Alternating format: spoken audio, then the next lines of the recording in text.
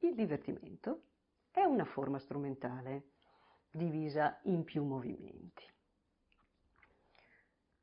Come paese tipico abbiamo la Germania e come periodo tipico il 1700. È una forma, o perlomeno questo termine potete trovarlo anche all'interno di altre forme, ad esempio la fuga o la sonata. Ecco, a quel punto però assume significati diversi, magari di collegamento, di passaggio proprio tra un movimento e l'altro, quindi ha un altro significato. Noi parliamo del divertimento come forma strumentale, ma anche allargheremo un po' il discorso. Ha carattere, lo dice il termine stesso, il nome di questa forma, di intrattenimento. Il pezzo che noi prenderemo in esame, quindi il nostro soggetto principale di questo incontro, è un brano dal titolo Ein musikalischer Spaß ed è un divertimento in Fa maggiore, K522, e dicendo K522 ovviamente di Wolfgang Amadeus Mozart. Questo è un brano molto particolare, viene spesso definito una parodia ed effettivamente abbiamo una parodia dentro il divertimento. La forma divertimento c'è, con tutto quello che poi racconteremo, e l'aspetto fondamentale di questo brano è chi sta prendendo di mira Wolfgang Amadeus Mozart. È proprio una parodia. Mette sotto il suo mirino la mediocrità. Attenzione, dei suoi colleghi, cioè lui sta proprio con una cattiveria professionale fantastica, lui utilizza questo divertimento per mettere in ridicolo e sottolineare in maniera notevole tutte le banalità, le storture, gli errori che possono esserci e che c'erano frequentemente nelle composizioni dei compositori alla moda dell'epoca, ma nella versione proprio della mediocrità. Non solo i compositori, ma anche gli allievi con poche speranze prende di mira in questa composizione. È ricchissima, come già vi stavo dicendo, di spunti divertenti, ironici, anche molto molto duri sicuramente. È giusto sottolineare una cosa che sembra un po' da snob, però effettivamente è vero. Più si è addetti ai lavori, quindi più si conosce la materia musica e più si apprezza ogni minimo passaggio di questa composizione. Alcune cose non sono così lampanti per qualunque orecchio. Talvolta c'è bisogno di una conoscenza alle spalle, però ce ne sono una tonnellata assolutamente estremamente lampanti e visibili alle nostre orecchie di tutti i tipi, di tutti i livelli. Altra cosa che è giusto sottolineare è che non sempre oggi noi riusciamo a cogliere magari degli aspetti che all'epoca erano molto ironici, molto duri, perché dalle orecchie del tempo alle nostre attuali di musica ne è passata tanta e ci siamo abituati magari anche a cose che all'epoca facevano molto più effetto.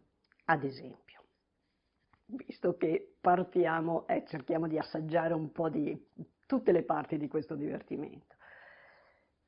Un esempio proprio legato a questo discorso delle orecchie attuali che non si sconvolgono molto rispetto a quelle di un tempo, l'inizio, il primo movimento che è l'allegro, questo divertimento è diviso in 4 movimenti, noi prenderemo ogni singolo movimento e assaggeremo qualcosa.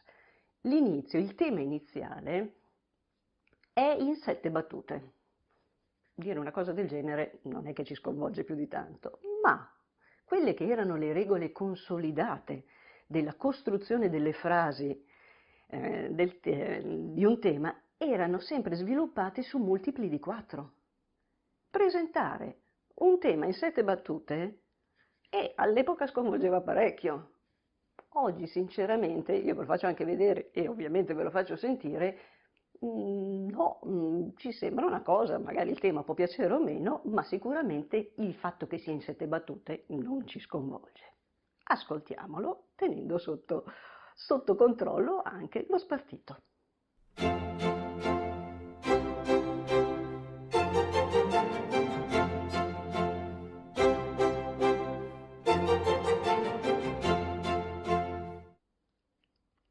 Tema che scorre, possiamo giudicarlo banale o meno, ma sicuramente non crea problemi il fatto che sia in 7 battute.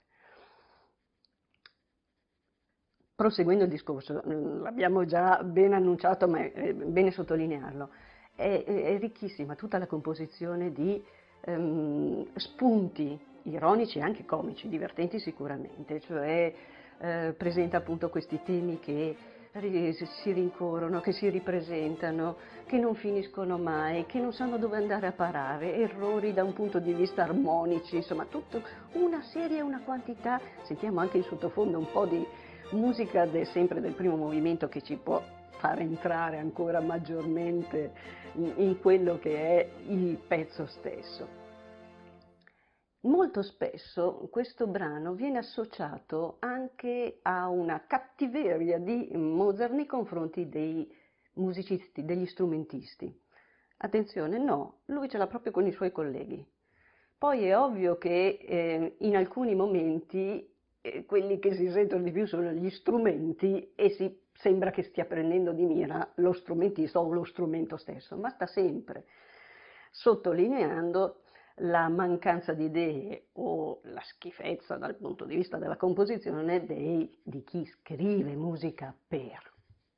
Adesso vi faccio sentire un passaggio dei corni nel secondo movimento, che il secondo movimento è il minuetto trio maestoso.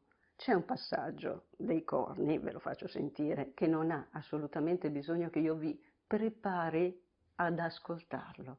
Il fatto che sia un pezzo ironico lo sentiamo al volo.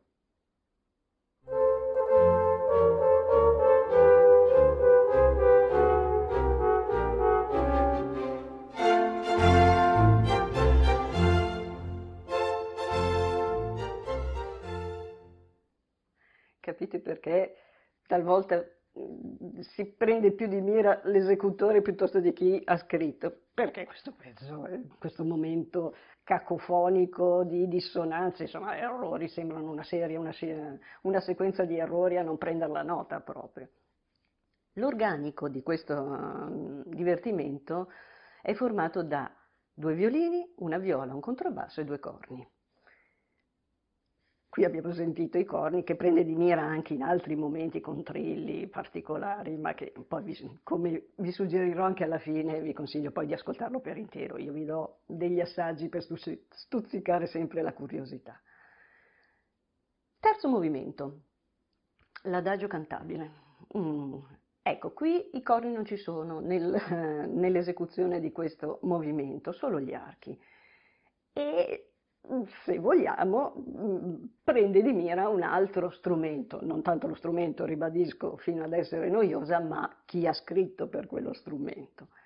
E andiamo a prendere il solo, il momento finale del violino, prima della conclusione del tutti insieme, che è un pezzo, è un momento sinceramente esilarante, splendido.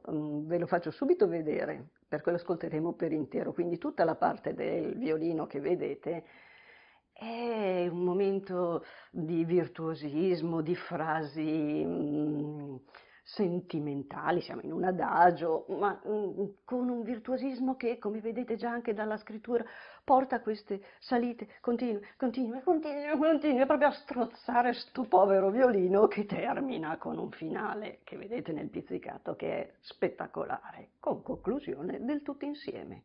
Ascoltiamoci questo minuto di musica tenendo sotto controllo lo spartito.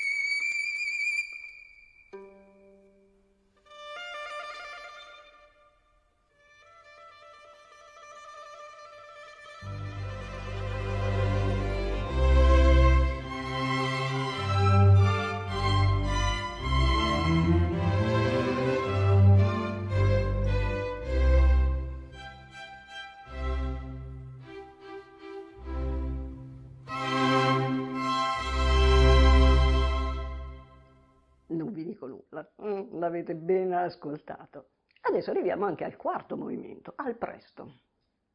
Qui sentiamo due momenti. Il primo per riferirmi a una cosa che vi ho detto all'inizio, quando vi dicevo temi che partono e non vanno a finire in niente, che si perdono per strada, l'idea dell'autore e del compositore che ha un'idea ma non sa come accidenti svilupparla. E in questo movimento abbiamo proprio un embrione di fuga che non va da nessuna parte. Voi lo sentirete, io vi faccio sentire proprio l'embrione della fuga, poi quando riascolterete il tutto lo risentirete molto spesso, che è proprio un'ideina che passa con uno schema classico della fuga da uno strumento all'altro, ma poi nel proseguio non andrà a finire da nessuna parte, non sa dove andare a finire. Quindi iniziamo ascoltando appunto questo inizio di fuga del quarto movimento.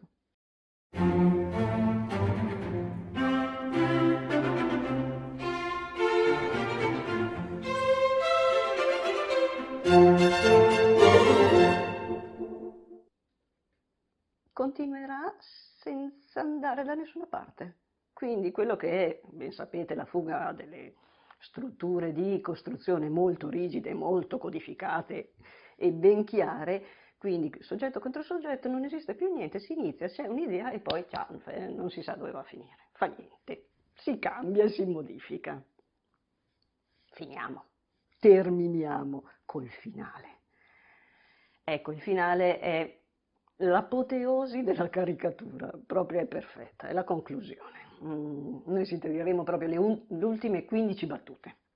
Con quella conclusione di quell'accordo, che viene detto appunto politonalità, dove voi sentirete, anche senza conoscenze musicali, anche qui è chiarissimo, questo accordo dove lui sovrappone tonalità appunto assolutamente improbabili, sgradevoli da un punto di vista d'ascolto, che non sono certo un'idea di faccio qualcosa di nuovo, ma rendo proprio la conclusione di questo brano il più brutto possibile.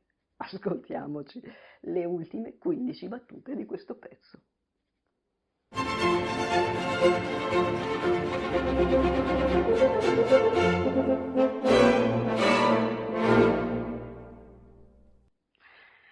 Allora, il divertimento, nel divertimento. Adesso facciamo un volo di un 200 anni, poco più. Passiamo da questo ai Musikalisches Spaß, che è stato pubblicato nel 1787, e arriviamo a una canzone del 1990, dove il divertimento c'è sicuramente, non come forma perché è una canzone, ma parodia e divertimento all'interno ce n'è in abbondanza. E un'altra cosa che è bene evidente e che può stare ovviamente come parallelo con un monumento come Mozart è il fatto che sia ben gestita. Musicalmente stiamo parlando di un gruppo che ha le carte in regola. La canzone è Born to be Abramo degli Elio e le storie tese. Questo gruppo conosciuto ovviamente, un gruppo che fa della creatività, la normalità, l'aspetto dissacrante, ma ovviamente tutte cose molto evidenti nelle loro canzoni, ma sempre ottimamente gestite dal punto di vista musicale. In questa canzone c'è una parodia, un utilizzo di altre canzoni mescolate, concatenate in una maniera estremamente gradevole e piacevole. Una cosa giusta, insomma, da raccontare da un punto di vista storico, questa canzone quando è uscita nel 1990, dopo pochi giorni è stata ritirata. La ritroviamo poi anche, credo nel 97 più o meno, in un album che credo si chiami Del meglio del nostro meglio, credo sia questo, dove è stata ripresa leggermente modificata. Perché è stata ritirata inizialmente? Nel 90 siamo proprio agli inizi, questo gruppo non è ancora così conosciuto, è un gruppo di nicchia molto amato, ma come abbiamo detto per gruppi particolari o per settori particolari di pubblico. E quando esce ha come copertina un rifacimento, si rifà proprio in maniera piuttosto evidente a una rivista dei Testimoni di Geova che non hanno gradito il fatto che avessero preso questo riferimento. Ma la cosa soprattutto ancora più presente è che, come vi ho detto, lavorano su canzoni originali di altri, ovviamente, a cui non avevano chiesto il permesso. E quindi dopo pochi giorni l'hanno dovuta ritirare e punto. Poi diventando anche più famosi nel 97, il tutto, come poi vedrete anche dalla schermata che vi lascerò, sarà ovviamente, cambierà aspetto. Quali sono queste canzoni? Ne abbiamo 5 fondamentalmente più una intro. Le canzoni sono appunto l'introduzione, riprendono il triangolo di Renato Zero. E poi abbiamo 3 canzoni, una di Domenico Modugno, Resta con me, una da cui abbiamo un pezzo del titolo che è Born to be Alive, Patrick Hernandez, e You Make Me Feel, Sylvester. Poi abbiamo 2 canti liturgici, che sono Resta con noi, Signore, la sera, di Domenico Macchetta, e Esci dalla mia terra, di Gigi Cocchio.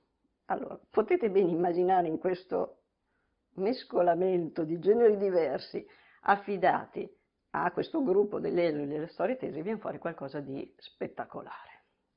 Non tutti hanno gradito, ovviamente, anche se poi dopo, come vedete, è rimasta questa canzone, però è una sequenza, come ripeto, non una dopo l'altra, ma proprio anche mescolate in maniera splendida, perfetta, una vera e propria parodia anche in questo caso. Quindi, come già anticipato, vi lascio le schermate per potervi ascoltare per intero il divertimento di Mozart ai Musikalische Spaß, consiglio con tutto il cuore di farlo, e ovviamente vedere anche dalla schermata finale e ascoltare Born to be Abramo di Elio e le storie tese, dove vedrete nel video anche Patrick Hernandez, l'originale del Born to be Alive, insieme a loro nel video. E a questo punto buon divertimento. Alla prossima!